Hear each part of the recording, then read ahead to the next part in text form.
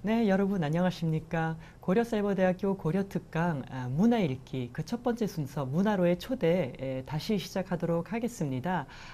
지난 40여 년간 문화인류학계 교편을 잡으시고 문화 연구를 해오신 김중순 총장님을 모시고 대화를 나누고 있는데요. 앞에서 저희가 한 그간 20년간의 문화에 대한 연구에서 정리해 주신 문화 개념을 공부를 했다면 이번에는 그 공부를 우리가 어떻게 할 것인가 또 어떻게 적용을 할 것인가 응용을 할 것인가에 대한 얘기를 들어보도록 하겠습니다. 네, 총장님 다시 좋은 말씀 부탁드리겠습니다. 감사합니다. 네, 저희들이 그 일부에서는 문화가 정말 무엇인지 이제 이런 그것을 여쭤봤었고요. 그 다음에 이제 문화 인류학에서 접근하는 문화, 그 분야들에 대해서도 얘기를 좀 들었는데요. 그렇다면 문화 인류학에서도 문화를 그 연구하는 고유의 방법론이 있을 것 같아요. 예, 그것에 대해서 좀 여쭤볼게요. 네. 이 시간 때문에 방법론 정도에서 그치지 재료를 모는 구체적인 방법까지는 들어갈 수 없지만 기어츠 같은 사람이 얘기했듯이 문화인류학자들이 하는 일이라는 것은 궁극적으로 에트노그래피를 하는 거다. 그런데 이 에트노그래피라는 말을 또 아까 그 서브컬처 같이 우리나라에서 일본 책을 번역하면서 민족지 이렇게 번역을 했는데 민족지는 아닌 것 같고 좀 어색하죠. 예. 민족학지 그러기도 하고 그러는 건데 이 원뜻은 뭐냐 하면은 어떤 특정한 문화나 사회를 그룹이든지 집단이든지 뭐든 간에 심층적으로 기술하고 묘사하는 거를 에트노그래피라고 그러는데 원뜻이 그렇다면은 이 민족지는 아닌 것 같습니다. 네. 자세하게 기술하면은 네. 민족지라고 그러는 건데 이제 인류학하는 특히 문화인류학하는 사람들이 어떤 문화나 집단이나 사회를 이해하려면은 이 에트노그래피라는 그 말 그냥 쓸게요. 에트노그래피를 하지 않고는 에트노그래피를 통하지 않고는 피상적인 관찰만 했다 뿐이지 알 수가 없어서 그래서 이제 이 에트노그래피가 중요한 건데 어떤 의미에서는 아마 인류학적인 문화인류학적인 방법론의 근본적이자 첫 번 스텝이 에트노그래피를 하는 걸 거예요. 에트노그래피를 하다가 보면은 그 에트노그래피를 통해서 여러 가지 다른 그 이론도 도출될 수 있고 등등 한 건데 원 목적은 뭐냐 하면은 어떤 그 작정한 이론이나 그거에 구애 없이 심층적으로 묘사하면은 에트노그래피라고 걸 수가 있는데 근데 피카 같은 아까 얘기했던 피카 같은 사람의 얘기는 뭐냐면 아무리 심층적으로 그냥 무슨 어삼션이 없이 기술한다고 쳐도 결국은 비교를 하지 않겠냐. 예를 들면 내가 한국 사회를 그대로 묘사를 하지만 묘사를 하는 동안에 내가 미국에서 본 일이 있으면 미국 걸 인용하면서 비교를 하게 되고 그렇게 되는 게 자연스럽지 그걸 피할 필요는 없다. 그렇게 얘기를 하는 겁니다. 그리고 그 어떤 때는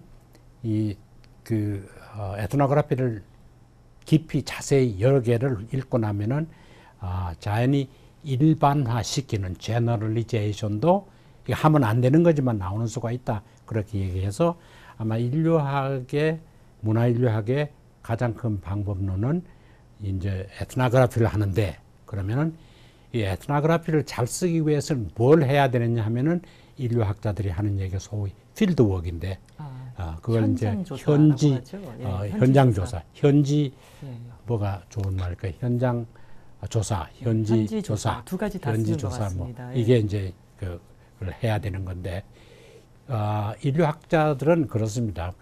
원숙한 사람들은 이게 그 현지 조사를 가서 뭐를 아무 지시를 하지 않아도 네가 보면 안 되는 거예요. 오래 해본 사람, 경험 있는 사람이면은 가서 보면 아는데 이게 가서 보면은 예를 들면 이래요. 그 다른 그 행태 과학을 하는 사람들은 가설을 자기 책상 위에서 세우는 겁니다. 예를 들면은 사회학 하는 사람이 어느 서베이를 하려고 그럴 때 거기에 대한 가설을 그렇죠. 자기 책상에서 정하고 답도 자기 자신이 정해서 그 사람들을 하여금 선택하게 하는 건데 실제로 이 현장을 가보면 인류학하는 사람들이 대개 현장에 내는 거는 자기 문화권이 아닌 남의 문화권을 가는 데가 많은데 자기가 생각했던 거하고 전혀 판이하게 다른 점도 있고 질문을 해봐야 엉뚱한 답이 나올 때도 있는 겁니다. 내가 촉토 인디안에 관한 그걸 할 때 그 심층적인 묘사를 하기 전에 일반적인 물음이 있어 물으려고 조교들 보냈더니 한 대목이 이런 게 있어요.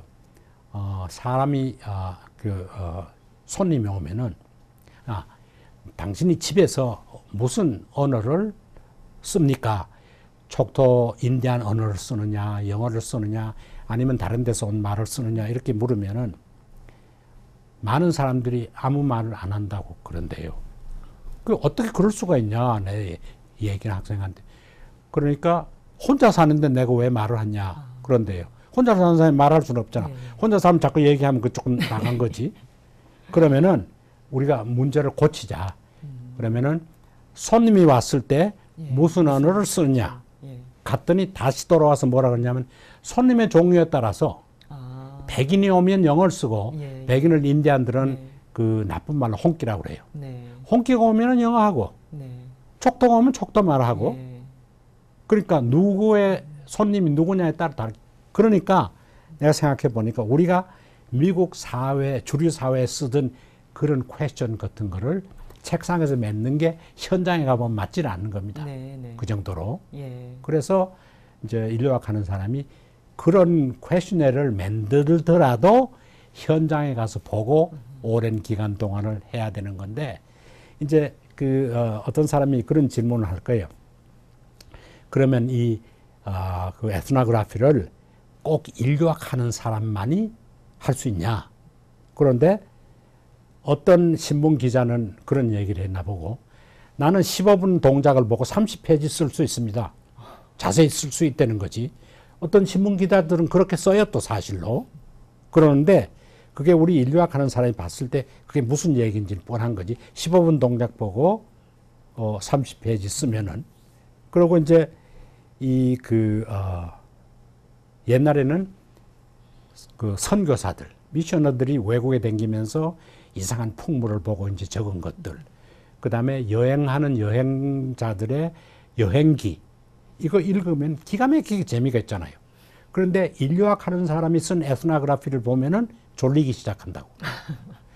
내가 책을 몇 권 출판할 때 에스노그래피 오브 이런 말을 출판사가 제발 떼다오. 제목에서 제목에서 에스노그래피가 쓰니까 안 팔리기 시작하는데 왜 그러냐 하면은 트래블을 하고 뭐 신문 기자도 심지어 그렇지만 이 사람들은 우연히 일어나고 재미있는 엔터테인하는 얘기를 쓰니까 재미가 있는데 우리 인류학 하는 사람이 심층적인 기술을 한다는 얘기는 어쩌다가 일어난 얘기는 그거는 소위 institutionalized behavior가 아니라서 아무 의미가 없는 거예요. 어쩌다가 한번 일어나는 거지 이게 반복적으로 일어나야 그래야 이게 연구할 값어치가 있는 얘기지.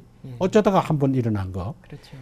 내가 한번 우리 동네 미국에 살 때 동네인 사람이 한국 여행을 하고 사진을 가져온 걸 내가 한국 사진 보라고 갔더니 어떤 사람이 술에 취해가지고 길에 뭐 탁 이런 사진을 이제 보여줘요. 그러면은 그걸 본 우리 동네 사람 뭐냐면 한국 사람은 의뢰 저 나이 되면은 술 먹고 길에서 다 있는 건. 그러니까 사진 한 장 보고 이게 일반화 한다고요. 그리고 초기에 여기에 뭐 선교사로 왔던 사람이나 서구 사람들이 한국에 와보면 아주 기이하고 이상한 게 있으니까 이걸 다 기록한데 그거는 우리도 어쩌다가 볼 수 있는 현상을 하는 거라서 이게 신빙성이 없다는 얘기입니다. 그러니까 문화를 저희들이 포착을 하려고 한다면 그렇게 일회성적인 것이 아니고 조금 더 지긋하면서 조금 더 지속되었고 또 그렇죠. 이제 계속 세대를 통해서 재생산될 수 있는 그 무엇 반복적으로 일어나느냐. 근데 이제 이게 사람 활동이 어느 문화권이나 똑같은데 사계절이 있는 우리 한국 같으면은 봄, 여름, 가을, 겨울 행동 양상이 다 달라지고 그리고 또 이 트로피컬 같은 데 가면은 건기, 우기로 나눠져 있기 때문에 건기에 따르고 우기에 따라. 그래서 이게 꼭 4개로 나눠진 건 아니지만 적어도 1년을 있으면서 계절 변화를 다 간과하지 않고 네. 일주일 적은 걸 가지고 이게 에스노그래피라고 그러면 이게 엉터리가 된다는 얘기인데 지금 심지어 그 언론 그 학과 같은데 저널리즘에서도 이 에스노그래피 한다고 그래요. 그래서 내가 가서 들어보면은 이 친구들이 일주일간 가서 관찰하는 걸 적어봤더니 이겁니다. 그래 일주일 보고서는 안 되는 얘기를 한다고요. 요 근래는 다행히 저널리즘을 한 사람이 인류학 공부를 해서 에트노그래픽 저널리즘이라는 게 새로 지금 나오고 있어요. 그러면 이 사람들은 좀 더 신빙성 있는 걸 하겠지만 신문 기자라는 건 그렇게 유능해서 그래서 아까 얘기식으로 15분 동작을 보고 30페이지 적을 수 있는 능력이 있는 사람들인데 그게 얼마만큼 신빙성이 있느냐는 문제고 사실 계절 변화에 따라 사람의 거를 봐야 되는 건데 비근한 예로 들면 이런 게 있어요. 내가 처음 미국을 갔을 때 그때만 해도 동양 사람이 별로 없을 때입니다. 60년 되니까. 그래서 내가 이제 동네 사람들의 구경거리가 되고 무슨 행사가 있으면 불려가는데 나보고 미국을 어떻게 생각하냐 그렇게 물으면은 미국을 와서 보고 세 가지에 감탄했는데 하나는 개다. 개가 사람 이상으로 대접을 받더라. 뭐 개밥을 사람 그로서에 파는데 난 한번 개밥을 집어온 일이 있으니까 캔에 들었으니까 뭐 똑같으니까 예. 그렇게 대접받는 거. 요새는 내가 한국 와 보니까 한국 개는 미국 이상 대접받더라고. 네. 옷도 입히고 이제 많이 진보됐지만 그때만 해도 한국 개는 안 그럴 때인데 개가 잘 사는 살기 좋은 나라더라. 그 다음에는 또 뭐냐면 여자더라. 뭐 남자가 차문도 열어주고 그냥 여자도 살기 좋은 여자를 위해서 사는 것 같아서 여자가 살기 좋겠더라. 그리고 세 번째는 의사가 살기 좋더라. 왜냐하면 만져보기만 하면 50불씩 차지하는. 네. 한국 의사들이 그 재미 못 보는데 그때 한국 의사들이 우리가 갈 때 한창 미국으로 갈 때입니다. 거기가 돈 잘 버니까. 세 가지 좋다고 그렇게 내가 얘기를 하고 떠들고 다녔는데 그때 내가 미국에 1년만 살고 왔으면 아직까지도 미국에는 개가 좋고 여자가 좋고 뭐 의사가 좋다고 얘기할 텐데 내가 36년을 살고 보니까 내가 얼마나 틀렸냐면 다 틀렸어. 우선 개가 뭐 그렇게 나쁜 건 아니지만 지금 한국 개 지위가 보통이 아니니까 개도 뭐 미국 산다고 뭐 별로 나을 게 없고 여자를 알고 봤더니 차문을 열어주는 사람은 남편이 아니더라고 대부분. 뭐 그 과외 활동하는 사람들이 문 열어주는 거고 미국 여자들 같이 고생을 많이 하는 사회는 난 없다고 생각해요. 뭐 그 남편을 위해서 애하고 전부 실어주고 왔다 갔다 하고 뭐 간호원 역할까지 해야 되고 오만 일을 다 하는데 그러고도 사회 자원봉사도 해야 되고 그래서 나는 미국 여자들의 소임이 어느 사회보다도 더 크다고 생각해요. 그래서 내가 우리 집 사람 보고 그랬어. 바보지 왜 미국에 사냐? 한국에 와보니까 기가 막히더라고. 내가 그때 한국 방문했을 때 8시가 조금 지나서 전화를 해보면 부인들 집이 없어요. 다 이미 출장 나갔어. 그 정도로 미국에 웬만한 사람은, 한국에 웬만한 사람은 적어도 파타임에 뭐 도우미 더 쓸 수 있는데 미국 같으면 대학 교수 부인이 어디다가 누구를 쓰겠어요. 사실 한국 대학의 직원 선생님이나 대학 교수들이 미국보다는 우리 학교의 수준도 미국 대학 교수보다는 훨씬 낫습니다. 그러니까 여자면은 미국이 살기 힘든 나라고.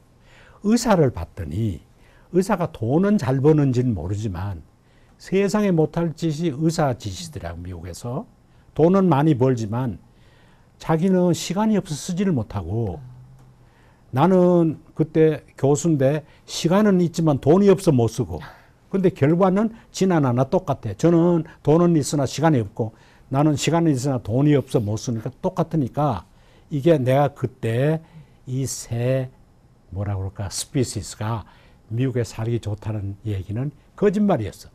여자가 살기 좋은 데는 한국이고 그런 것 같아서 이게 이제 뭐 농담조의 얘기입니다만은 잠깐 어디 가서 보고 이 에스노그래피를 적으면은 이만큼 정확하지 않는다는 게 사실인 것 같아요. 예, 결국엔 그러면 문화를 연구를 하기 위해서는 한 곳에서 좀 지긋하게 오, 그래. 예, 최소한 예, 예. 어떤 그런 예. 사람들의 그 계절에 따른 변화나 아니면 그렇죠. 뭐 예. 농경 사회라면 그 농경의 사이클에 따른 변화들을 그렇죠. 포착할 수 있는 그렇죠. 그런 기간만큼은 있어야 된다는 얘기네요. 그렇죠. 예. 마셀 그레옹 같은 사람은 뭐라 그러냐면 내가 30년 살아보니까 이제 조금 알 것 같다. 네. 근데 나도 36년을 사니까 미국 남부가 어떻다는 걸 이제 알 것 같은데 네. 아직까지 아닌데 이거를 일주일하고 한 달 하고 와서 적으면은 트래블록이 훨씬 더 네. 신빙성이 있는 그런 것 같은데 그 다음에 이제 에트노그래피가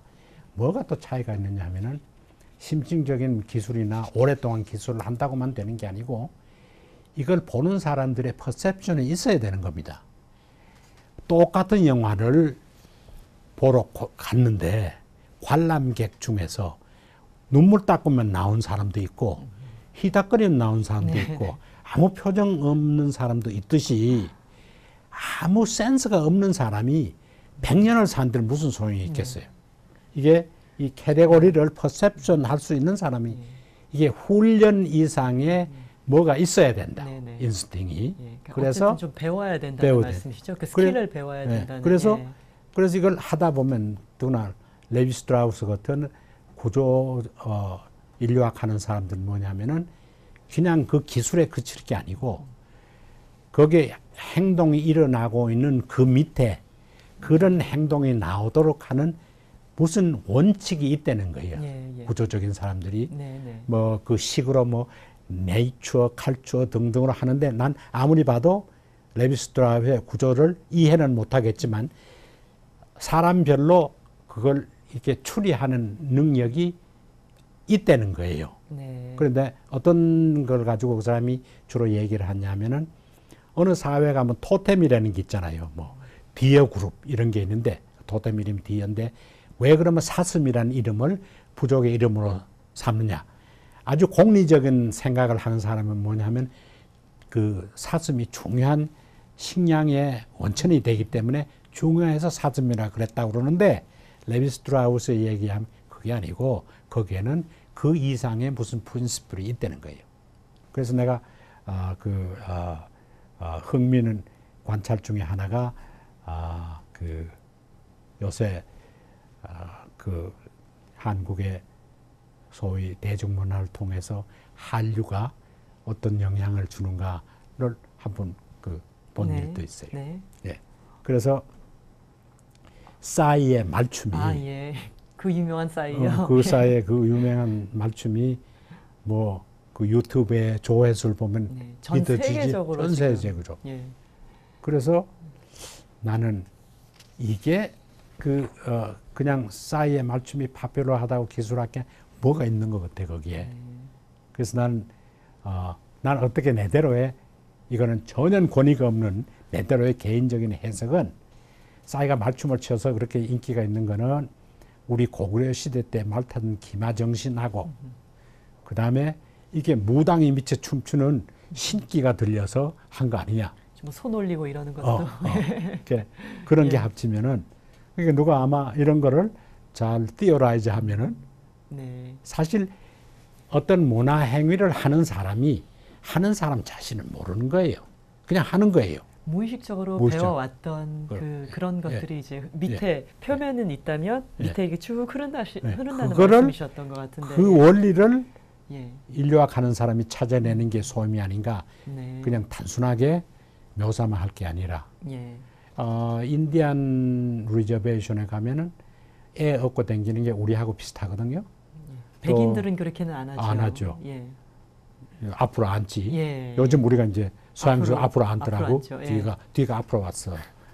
그리고 그 체로키 리저베이션 같은 데 가면은 아직도 바가지를 뒤에 달아놓고 그런 게 우리하고 비슷해서. 그러니까 박을 깨서 바가지를 만드는 거군요. 달아놓고. 그리고 내가 촉토 인디안 리저베이션에서 일할 때는 그 촉토 그 할머니가 이 머리를 꼭 쪽지를 하는 게 우리 한국의 비녀 찌른 것 같이 해요. 그리고 저녁에 이제 그 미시피 그 늪지에 모기가 많으니까 모기를 쫓는 방법을 모기불을 피워요. 모기향을 피우는 게 아니고 연기를 나게 네, 해가지고 그래서. 모기를 쫓는데 내가 거기 이렇게 앉아보면은 내가 지금 내 시골 봉하에 앉았는지 인디안 리저베이션에 촉토 할머니하고 앉았는지 모를 정도로 네. 그 비슷한 게 있는데 그 하는 행동을 물으면은 네. 하는 행위자는 설명을 못 해준다. 그냥 계속 해왔던 해왔던 것 이렇게 것 얘기를 그대로 하죠. 하는 것. 예, 그걸 대대로 그냥 의미를 해온 것. 우리가 붙이면은 네. 그대로 뭐 해석이 되지 예. 않을까. 맞아요. 예전에 총장님께서 한번 사물놀이 공연을 보시고 예. 그 한국의 사물놀이가 인디언들의 그 척토 인디언들의 춤추는 거하고 음악하고 똑같아. 똑같다고 그치. 하셨던 그런 예. 기억이 나네요. 그뿐만 아니고 그 사람들이 그 농악대가 한국에 할 때 뭐 빨간 거 파란 거 예, 달아가지고 색상들 하듯이 그렇게. 색상도 그 시골 농악대 색상하고 인디안들의 그 춤추는 사람들의 색상하고 같아요. 예. 원색으로 하는 게. 네. 예. 뭔가 그 깊은 뿌리가 하나 이렇게 연결이 건너온 되어 있는 게. 거죠. 대륙에서 대륙으로 예. 그렇죠. 예. 예, 너무 재밌죠. 여러분 너무 재밌으시죠? 공부하고 싶어지시죠? 예, 그 싸이 얘기도 너무너무 재밌었는데요, 종장님. 예. 그 한류를 보고 요즘에 사람들이 이게 그 한국 문화의 어떤 힘인가 이런 예. 것들은 또 어떻게 문화적으로 분석할 수 있는가 좀 궁금해하는 것 같아요. 그런 말이에요. 총장님께서는 그런 것을 예. 어떻게 보시는지요? 제가 보기에는 이게 우연히 그렇게 된 건 아니고 네. 사실 이게 이제 한국의 그 고유 문화하고의 관계도 아까 얘기했듯이 기만민족의 정신하고 뭐 무당굿하고도 연결될 시켜봤듯이 그러는 건데 그게 그러니까 그 일본의 그 이제 NHK의 프로듀서하는 중고란 사람이 우리 그러니까 대중문화가 일본에 간 한류를 보고 뭐라고 평을 했느냐 하면은 일본 사람들이 이 한국 대중문화 인기에 매료된 게 거기에 그때 뭐 겨울 연가에 주연하는 남녀 배우들이 뭐 다 미모지. 네, 잘생겼죠. 잘생기고 다. 미인이기 때문에 예. 그런 점이라기보다는 그 NHK 프로듀서 얘기는 그보다는 한국 문화에 대한 일본 사람들의 동경이 더 작용을 한 것 같다. 뭐 그렇게 얘기하는 게 제가 보기에는 그 일맥상통한 점이 있는 것 같아요. 그 한국 문화의 어떤 측면들일까요, 총장님? 그 일본에서 가지지 못한 그 무엇일까요? 글쎄 말이에요. 그게 어떤 걸까요? 그래서 난 이 한류 확산을 네. 어떤 사람들 보기에는 그냥 한국의 컨텐츠가 좋아서 물론 한국 컨텐츠가 좋은 점도 있겠지만 내가 이제 그저 홍콩다가 보고 동남아시아를 댕겨 보니까 그쪽에서 한꺼번에 이렇게 일시에 하게 된 게 내가 보기에는 우연일치가 된 여러 점이 있는 것 같습니다. 네.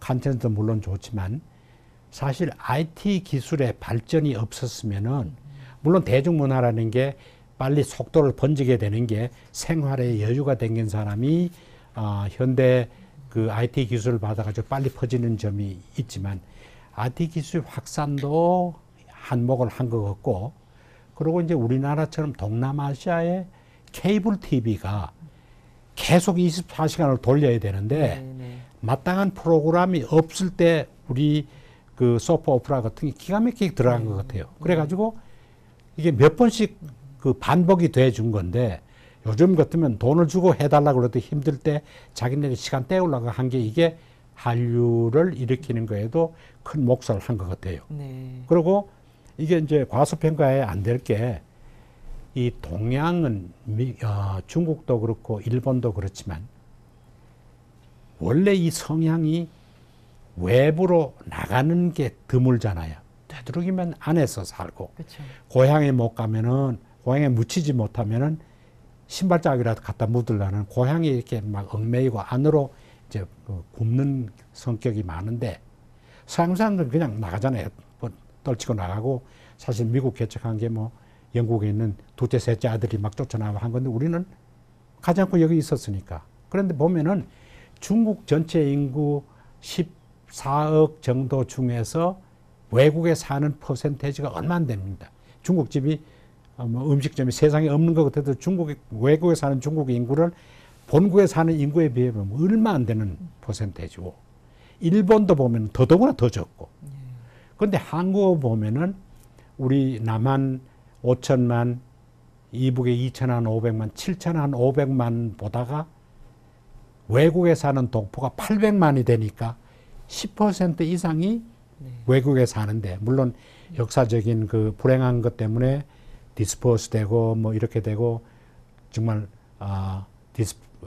다이아스포라가 됐지만, 그런 불행한 게 어떤 의미에서는 또 좋은 면으로 작용한 것 같아요. 해외에 이렇게 진출하게 된 우리 교포들이 한국 문화나 지금 심지어 한국 상품까지도 외국에 선전하는데 큰 역할을 했다고 생각합니다. 제가 보기에는 여기 KLN이 외국 항공 중에 잘하는 이유도 웬만하면 교포들이 다 코리안 에어라인 타줬으니까. 네. 타준다면 코리안 에어라인이 뭐 어폐가 있다고 이야기할지 모르지만 더 비싸다고 미국 네. 에어라인보다. 그러면서 네. 타는 이유는 한국 거였으니까.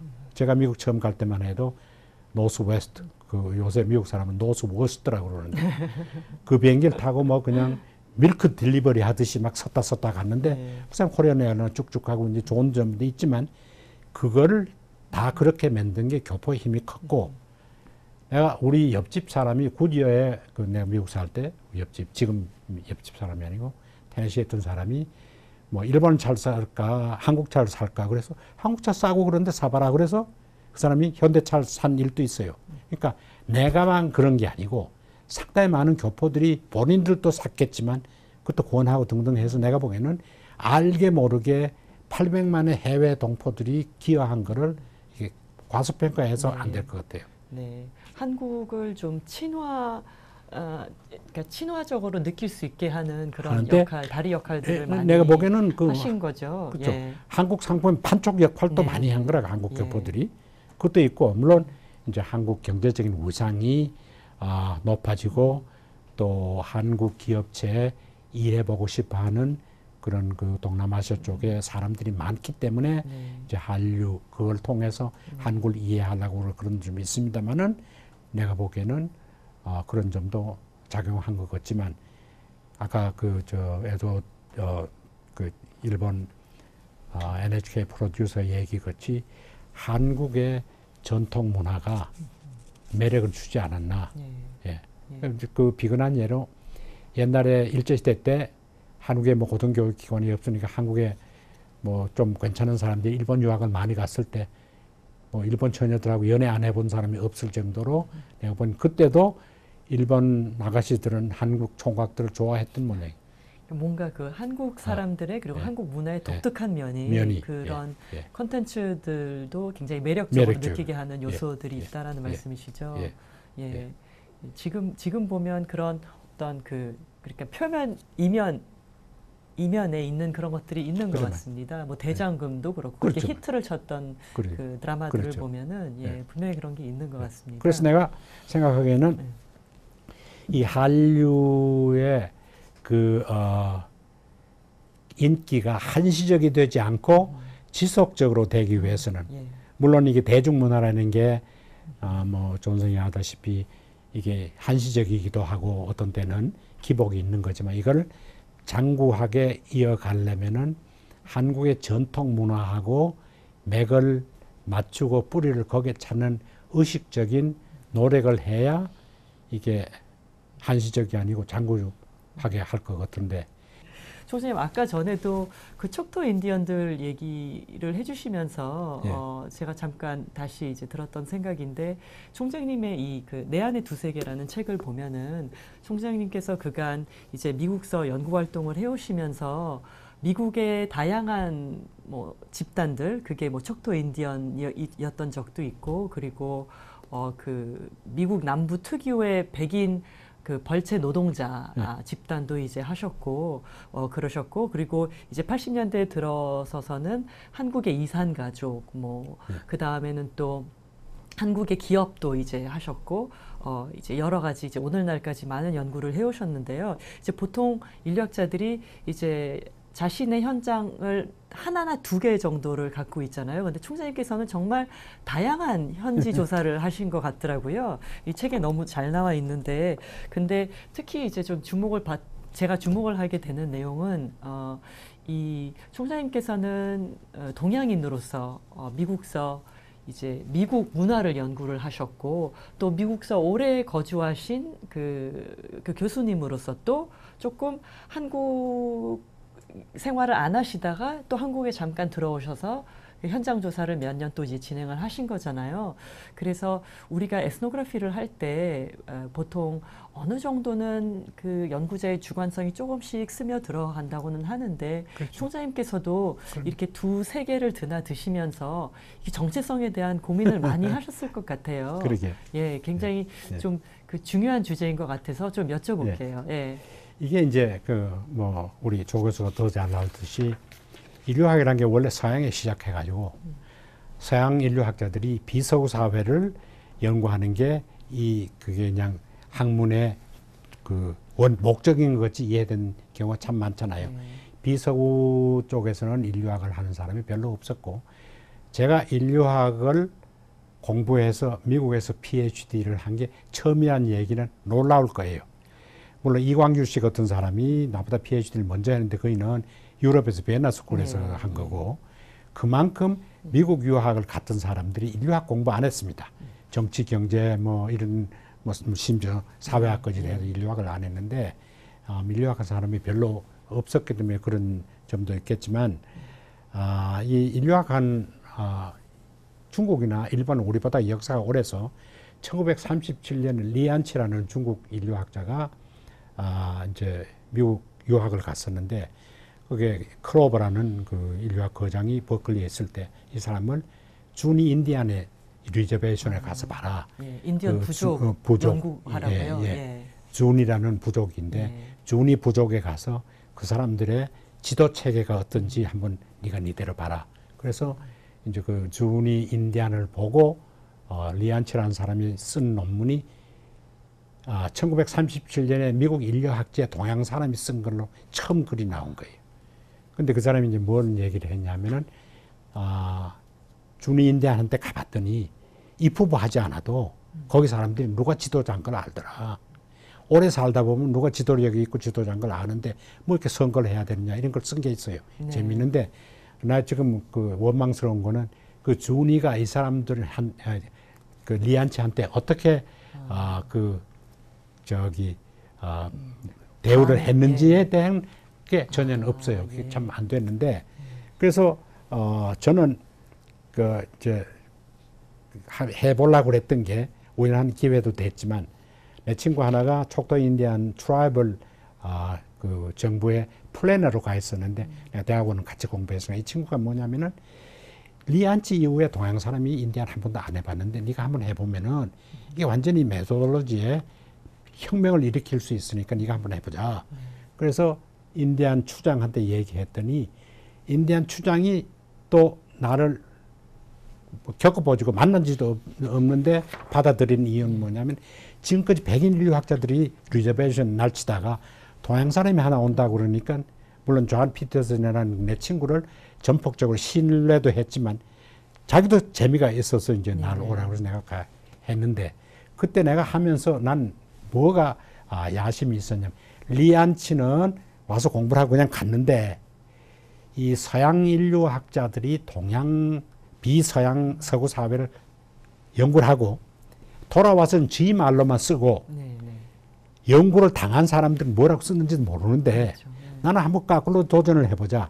내가 여기서 서양 사람들 연구를 하고 서양 사람 말로 써서 저희가 읽어보고 내가 얼마나 엉터리였는지 정확하게 봤는지를 한번 해보겠다는 게 내가 처음 써봤던 책인데 그게 이 책이죠. 그게 총장님 이게 A Asian Anthropologist in the South라는 책이죠. 그래서 여기 보면은 그 부제가 미국의 흑인, 인디언과 백인과 함께 현지 조사를 하다 이렇게 되어 있네요. 각각 그 다른 집단들 하신 거죠. 다 해서 그걸 이제 모았던 건데 인디안한테 받은 리셉션이 다르고 백인한테 다르고 흑인한테 다르고 각각 이제 어떤 동양인 학자가 자신들을 연구하는데 이제 반응하는 그게 다 달라. 그 보는 시각이 다 틀렸다는 다 달랐다는 말씀이시죠? 존 쉘턴 리드라고 미국 사회학교 회장도 했던 리드 얘기에 의하면 리드가 내 책을 가지고 리뷰해서 책을 쓴 게 있어요. 네. 그 친구는 뭐냐면 deadly right. 그러니까 너무 정확하게 봤다는 거예요. 내가 본 게. 예, 예. 그러니까 엉터리로는 아니라는 게 다행인데 네. 저게 이제 비서구 사람이 서구 사회하고 처음 냈기 때문에 아마 지금 여기 현직으로 근무하는 서울대학에 있는 왕한성이다 이런 선생들이 그때 인류학 공부할 때 저 책을 부교재로 쓰고 이랬던 그래서 예, 예. 그게 이제 조금 많이 예. 팔리고 했던 거죠. 네. 근데- 미국에서도 그 특히 아시아계의 인류학자가 그 사회를 특히 남부 사회를 예. 그렇게 심층적으로 본 연구들은 없었던 것 그렇죠. 같아요. 그 이후에도 예. 없었던 것 같아요. 그때도 이제 그 내가 젊었으니까 했는데 자동차를 세워두면은 자동차의 타이어 바람을 다 빼는 것도 많고 또 자동차 앞에는 아침에 일어나면 협박장 하나씩 붙었습니다. 다치기 전에 가라. 네, 네. 왜냐하면 내가 반드시 쓸 거니까 네. 뒤 얘기 쓴다고 이제 그랬는데 그 새 그 흑인, 백인, 인디안 셋 중에서 백인은 내가 흑인이 아니기 때문에 받아들여주고 네. 1930년대 호텐스 파우더메이커라고 유명한 그 여자 인류학자가 있었는데 이 양반이 1930년대 미시시피에 리서치를 했는데 도저히 흑인도 접근을 못하고 흑인을 접근하고 나면은 백인이 접근을 안 시켜주는 힘든 일이 있었는데 나는 그때 내가 가서 슬쩍 흑인 욕만 하면 백인들이 나 받아주고 내가 백인한테 가서 흑인 욕만 뭐 하면 또 받아주고 예, 예. 근데 그 중에서 제일 대접을 잘 받은 데가 인디안입니다. 네. 인디안은 뭐냐면은 내가 심지어 그랬어. 내가 앤트로폴로지스트냐, 너희가 앤트로폴로지스트냐. 내 모양이 너무너무 비슷하니까 나보고 노래도 시켜보고 아버지 엄마 얘기에서부터 시작해서 별걸 다 시켜봐요. 혹시 비슷한 말이 있나 하고. 그러니까 뭐 우리가 이 몰골이야. 예. 똑같으니까. 네네. 그리고 뒤에 있는 소위 그 몽고 반점이라는 반점, 거 예. 그런 것도 다 있고 똑같으니까 이제 그래서 인디안한테는 인디안대로 이제 대접을 받고 그러는 건데 이게 이제 그래요. 그러면서도 내가 그 자기네 일부가 아니기 때문에 어떤 의미에서는 정체성을 그러니까 그 유지하고 큰 바이어스가 없이 내가 만일 백인이었다면은 그때 당시에 60년대에 남부에는 백인이 가진 편견이 흑인에 대해서 있게 되고 흑인은 백인에 대한 반감이 있을 때입니다. 네. 인디안도 마찬가지고. 네네. 그래서 어떤 의미에서 내가 내 정체성이 그 도움이 되지 않았나. 네.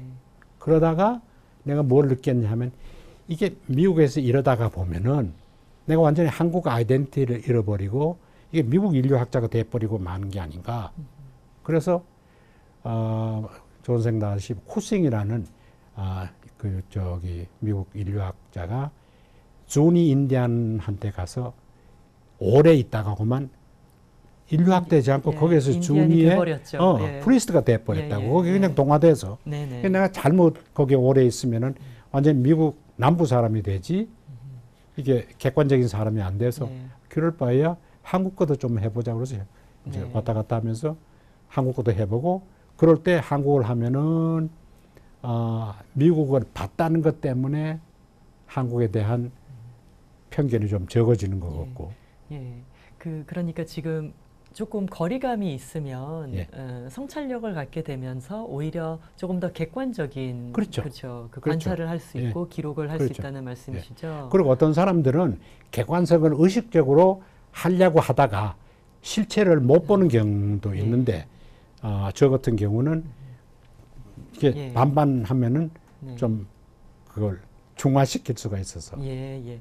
그 총장님의 내 안의 두세 개 이 책을 보면은요. 그래서 그런 정체성을 가지고 현장 조사에다 어떻게 적용을 하였는가에 대한 얘기도 자세하게 나와 있고요. 예. 그 안에서 그 성찰력, 예. 리플렉시비티에 대한 얘기도 예. 이제 해주셨는데 그게 아마 에스노그래피를 하는 데 있어서 가장 핵심적인 게 아닌가 하는 생각을 그렇죠. 하거든요. 근데 리플렉시비티를 좀 설명을 해주셔야 될 것 같아요. 우리 어디언스에게. 리플렉시비티라는 건 뭐 리플렉스하고는 조금 다른 거라서 이렇게 성찰이라는 건 말로 잘 번역이 될는지는 모르지만 저는 그렇게 생각해요. 이게 성찰력이라는 거는 뭐 제가 두 사회를 골고루 연구했기 때문에 성찰력이 생겼기 때보다는 나이 좀 드니까 좀 그래도 되지 않겠어요. 근데 어떻든 이 사람이 보는 각도에 따라서 약간씩 다른 거는 사실이에요. 예. 객관성을 유지하는 거에 도움이 됐었을 거고, 비행기 타고 처음 보면은 세상이 다르게 보이듯이 조금만 각도를 달리 해봐도 한국을 다르게 볼 수 있는 거고, 미국 남부도 또 어떤 사람은 미국 남부를 정말 프리미티브한 사회 같이 보지만 난 그렇지 않다고 생각하거든요. 그게 뭐냐면은 다른 각도에서 보면 이해할 점도 많다고요. 뭐 북쪽에 눌려가지고 반식미지 역할을 했던 그 사람들의 서른 사정도 있다고. 네. 그래서 이렇게 성찰력이 좀 생겼다고 네. 볼 수도 있겠고. 네, 네. 예. 근데 이제 한 가지는 어떤 사람들은 내가 한국에 대해서 쓰면은 한국에 대해서 너무 우호적이 아니었다고 얘기하는 사람도 있어요. 근데 내가 맹목적으로 쇼베니스틱하게 쓸 수는 네. 없으니까. 예. 네, 네. 예. 그런데 그 총장님의 내 안의 두세 개가 원래 처음에는 영어로 예, 출판이 예. 됐었잖아요. 굉장히 그 좋은 평가들이 있었어요. 특히 이제 영국의 왕립인류학 연구소에 그 저널에 그 실린 서평을 잠깐 제가 인용을 해볼게요. 2004년도에 그게 기사가 이제 나왔었는데 이렇게 그 써줬더라고요. 그러니까 총장님께서 미국 남부에서 한국 인류학자로서 현지 조사를 한 의미와 생각들은 이미 수많은 그의 저서와 논문 그리고 리뷰에서 보여주고 있으며 특히 1977년에 출판한 유명한 저서이자 우리에게도 익숙한 이 책 A Nation Anthropologist in the South가 그의 저서이다. 근데 근래 저서인 One Anthropologist, Two Worlds는 근래 인류학자들의 배경과 그들의 현지 조사 경험이 인류학의 중요한 주제라는 점을 고려한 인류학의 새로운 방향을 모색하는 저서이며 이 책을 통해 저자는 인류학자로서 자신의 학문 여정을 문화적으로 분석했다.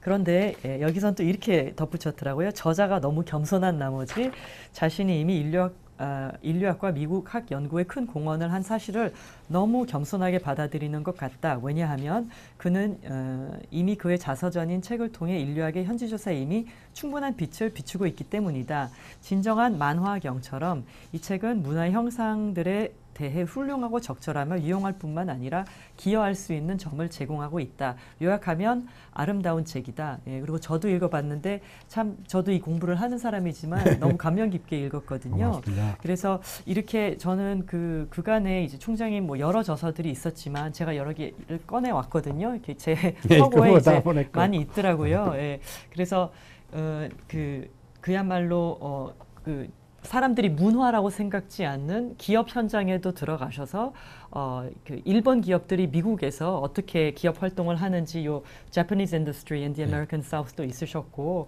그리고 한국의 기업 문화는 과연 유교의 영향을 받았는가를 심층적으로 이제 해부한 The Culture of Korean Industry도 이제 있으셨고 최근에는 이제 우리나라 이주 여성들의 이주 현상과 어떻게 다문화 가정을 이끌어왔고 거기엔 또 어떠한 역사가 우리한테 있었는가를 이제 분석하신 이제 책도 있으셨는데 참 저희는 특히 저는 개인적으로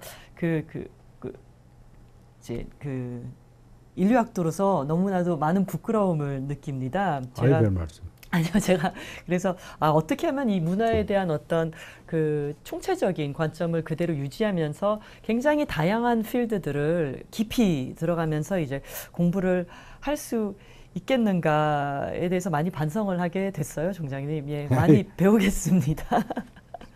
예, 이게 문화라는 것이 워낙 어렵고 그래서 사람들이 뭐 경영, 그 다음에 다문화 이주 여성, 그 다음에 이제 뭐 척토 인디언 굉장히 다 다른 걸로 생각을 하잖아요. 그렇지만 결국에 저희 이 문화로의 초대라는 특강을 통해서 저희가 배운 것은 이 총체적인 문화라는 테두리 안에서 이런 특정한 양태들을 우리가 다 문화로 이해를 할 수 있고 접근하고 해석할 수 있다라는 걸 것 같아요. 근데 한국에서는 또 총장님 이런 문화를 알면 경영 전략이 선다라는 책을 써주셨잖아요. 이 책도 베스트셀러였더라고요. 그래서 2001년도에 문화관광부 선정 우수도서였고 또 간행물윤리위원회 선정의 책이기도 했는데요. 총장님 특히 이제 경영을 하시면서 요즘에는 CEO들이 문화 또는 인문학에 대해서 관심이 많은 걸로 제가 알고 있거든요.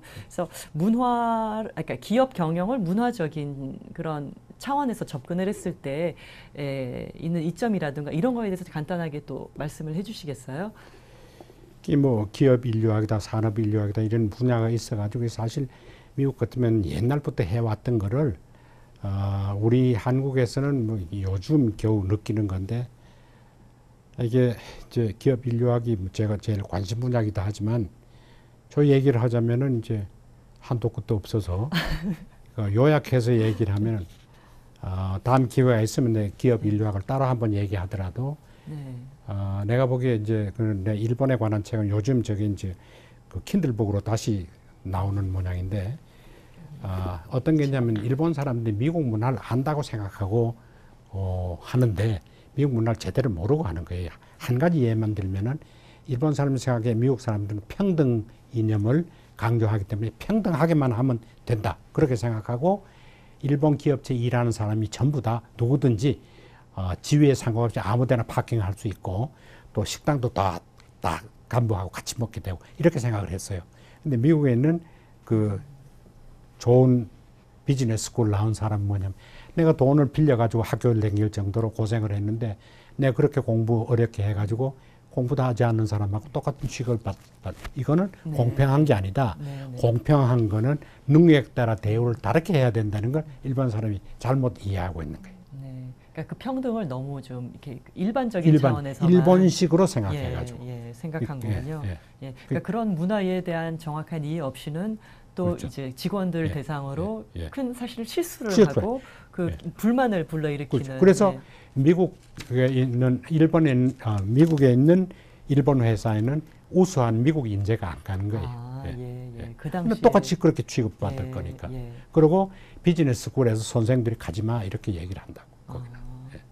그리고 이제 한국 거를 요약을 하면은 이제 풍산 회장이 하회 동네 이제 양반 출신이기 때문에 이게 무슨 그 옛날 전통식으로 하는지 모른다 그런 건데 사실은 그게 아니라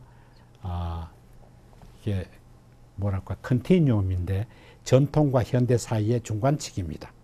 저 책에 이게 에피소드를 하나 얘기를 하면은 저 책이 나와서 이제 풍산에서 그 유진 회장이 영국 대사한테 저 책을 준 일이 있는데 대사관에서 보고 얘기를 해서 사실 퀸 엘리자베스 온 것도 저기 하회 동네가 있습니다. 그러니까 그때 다녀갔었어요. 그렇게 기억이 납니다. 흥미를 돋군 건데 영국의 하회 동네가 소개된 건 저것 때문이고 여기 책은 얘기 안 했지만 제가 쓴 중에 제일 그래도 자랑스럽게 생각한 건 한국 이산가족 책인데 그건데 저게 공통점이 하나 있어요.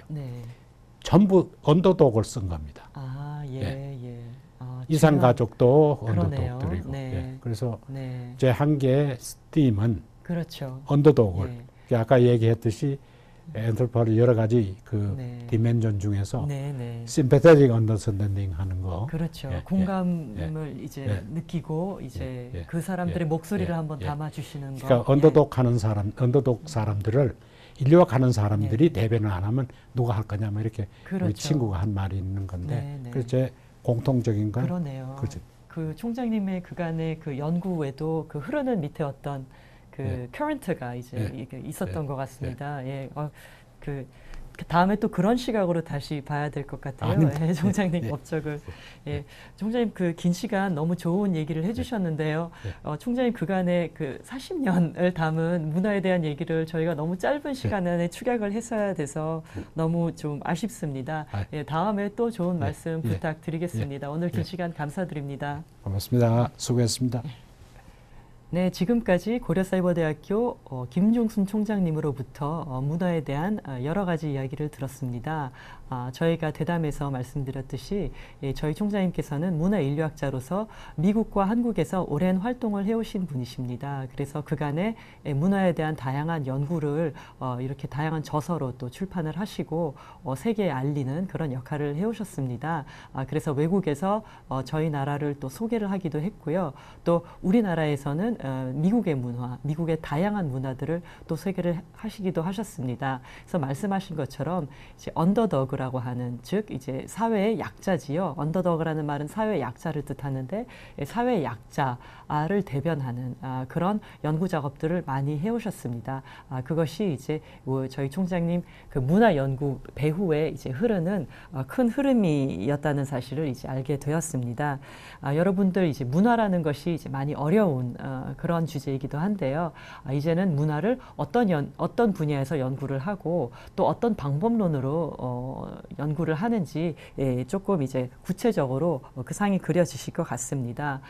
그리고 더 궁금하신 분들은 뭐 저희가 하는 공부가 사실은 끝이 없잖아요. 그래서 이번에 영상으로서 이렇게 소개를 받으셨으니까 앞으로 책으로, 저서로 아니면 다른 뭐 다큐멘터리로 또는 뭐 지인들과의 토론을 통해서 충분히 그렇게 그 문화적인 풍부함을 키우실 수 있는 그런 좋은 자료들이 많으니까 그렇게 꼭 시도를 해보시라고 저는 권유를 해드리고 싶고요. 그 문화의 세계는 넓고 넓어서 탐색하면 탐색할수록 궁금증은 더 생기고 더 재미있게 우리가 사는 세상을 이해하고 또 우리 선대가 어떻게 살았는지를 또 이해하게 되고 앞으로 우리 후대들이 이 미래를 설계해가면서 어떤 세상에서 살게 될지를 알아볼 수 있게 하는 좋은 그런 주제가 아닌가 싶습니다. 예, 지금까지 이제 저희들이 문화로의 초대를 진행을 했는데 앞으로도 고려 특강에서는 문화 읽기라는 주제로 좋은 강의들을 많이 제공해 드릴 겁니다. 계속 많은 관심 가져주시고요. 지금까지 경청해 주신 데 감사를 드립니다. 고맙습니다.